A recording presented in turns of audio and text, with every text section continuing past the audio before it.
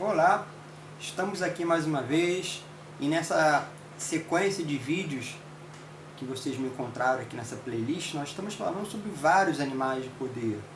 Então, para vocês que ainda não me conhecem, eu sou Breno de Magalhães, eu sou enfermeiro integrativo, né? Eu tenho pós-graduação em práticas integrativas, medicina chinesa, né? Eu trabalho com medicina chinesa também aqui no Rio de Janeiro e também gosto muito do xamanismo.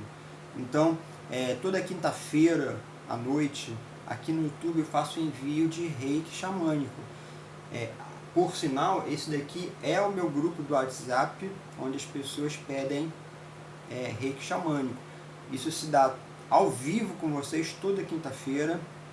Eu vou deixar inclusive aqui em cima um card com uma playlist de todos os reikis que eu faço. Fica tudo arquivado aqui, né, no YouTube, pra vocês verem como é que funciona. Se vocês gostarem, vocês pedem, entra nesse grupo aqui, né, e solicita pra gente também. É ao vivo, toda quinta-feira às 20 horas, tá? Bem, nesse vídeo de hoje nós vamos falar sobre o animal de poder que é a cobra, a serpente. Vamos ver então. Serpente, que muita gente tem medo, né? A serpente é um animal bastante sombrio às vezes, talvez porque nós tenhamos uma noção de que ela é perigosa, ela é mata, ela é asquerosa, mas a gente pode entender várias coisas aí com relação ao totem da cobra, ao totem da serpente. Vamos ver aqui.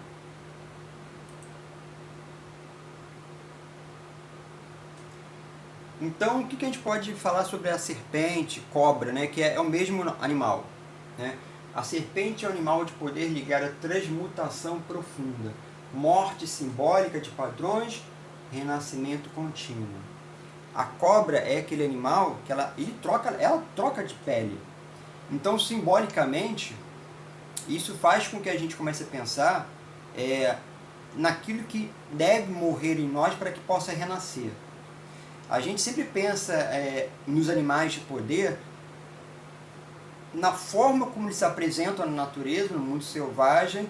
A gente extrai elementos simbólicos da vida selvagem dele, e de modo que os índios pegam essa estruturação simbólica e inserem no seu modo de vida, naquilo que a gente pode aprender com os animais. Então a gente pode aprender, por exemplo, a lealdade com o cão, a gente pode aprender a introspecção com o urso, a gente pode aprender a astúcia com o gato. E com a cobra, a gente considera também essas características fisiológicas da cobra, que, por exemplo, é a mudança de pele, né? A gente vê, inclusive em vários vídeos do YouTube, é bem interessante ela mudando de pele, né? Fica a escamação toda dela como se ela estivesse saindo de dentro dela mesmo. Bom, o que isso significa simbolicamente então? A gente pode entender como um processo de morte, de padrões e renascimento contínuo. Ou seja, aquilo que existe dentro de nós que deve morrer, ou que já morreu, e aquilo que deve ser renascido. O que deve morrer em nós? A gente começa a pensar em todo aquele lixo mental que a gente acumula durante a vida toda. A gente começa a pensar, por exemplo, nos velhos hábitos, velhos padrões mentais, as velhas amizades que já não servem mais, o que a gente pensa, sente, o modo como a gente se comporta. Se a gente começar a fazer uma revisão existencial sobre cada uma dessas coisas, isso tudo representa um lixo existencial que a gente pode colocar para o lado. E colocando para o lado, a gente renova a partir de um novo modelo de vida, um novo modelo de comportamento, um novo modelo de sentir as coisas e de perceber as coisas. A gente sempre evoca o poder da cobra nos momentos em que a gente acha que precisa renovar alguma coisa. Alguma coisa está me incomodando, eu vou evocar, vou fazer meditação na cobra. Alguma coisa está me incomodando no meu comportamento, eu vou meditar sobre a cobra. Eu vou evocar um animal de poder cobra, né, a serpente, para que ela me ajude a me transcender, a me renovar. E a gente pode fazer então esses trabalhos de meditação mesmo. Então a gente coloca uma música de fundo e vai meditando sobre a cobra e vai meditando sobre os padrões que precisam ser renovados. Nas tradições indígenas e xamânicas, é visto como um guardião dos corredores do mundo invisível, especialmente do submundo, né? A cobra, ela tem muito essa conotação de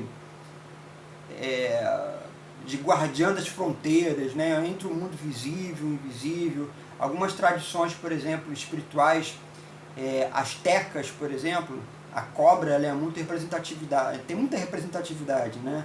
Tem deuses, por exemplo, astecas, maias, que têm aparência de cobra.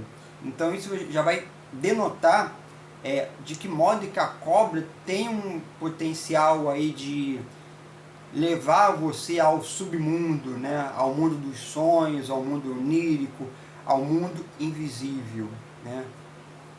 Nas tradições indígenas e xamânicas, é vista como guardiã dos corredores, né? Como acabei de falar, porque repetiu aqui. A cobra, então, tem essa característica de transformação, renovação de hábitos, crenças, identidades. Então você começa a se perguntar, o que eu preciso mudar em mim? A gente precisa se perguntar isso, se a gente quiser realmente, se a gente estiver comprometido com a nossa mudança interior, se a gente estiver comprometido realmente com a mudança do planeta que a gente vive, né? Às vezes a gente acorda de mau humor, a gente acorda com o pé atrás, e a gente tem direito, né? A gente é humano, a gente não vive no mundo dos deuses, onde tudo é perfeito, né? Mas a gente tenta reduzir os danos. A gente tenta fazer com que esses momentos de mau humor não sejam para sempre, ou não perdurem para sempre. O importante para a gente é sempre fazer com que os maus momentos durem cada vez menos. E isso para que isso aconteça, a gente pede ajuda aos animais de poder. E daí, por exemplo, a necessidade do reiki que eu faço às quintas-feiras, onde a gente sempre ativa um animal de poder diferente. Aí, se você tiver curiosidade, entra, volto a dizer, no nosso grupo de WhatsApp, tá? A cobra, como totem, assume função de medicina, transmutar veneno físico, emocional, espiritual. Ela é aquele animal que produz peçonha, né? Então o nosso objetivo é fazer com que essa peçonha não seja maléfica, mas seja benéfica para a gente. Se transforme em um medicamento, um fármaco, ou em grego, né, um fármacon, né?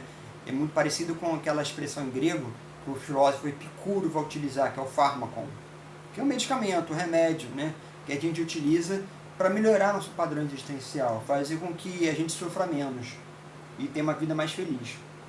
O veneno da cobra é simbólico também, né? Não é um veneno destrutivo, é um remédio que quebra o tecido da doença, que quebra o tecido de tudo aquilo que nos prejudica.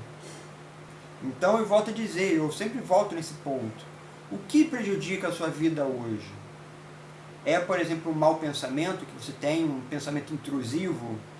Por exemplo, um comportamento que você não consegue abandonar? A cobra ela pode te ajudar muito. Faça meditações frequentes com a cobra. Peça sempre a ajuda da cobra, da serpente, para que ela te ajude a transformar isso, a renovar isso. A serpente também simboliza aspectos difíceis, né? Astúcia, engano, manipulação, perigo.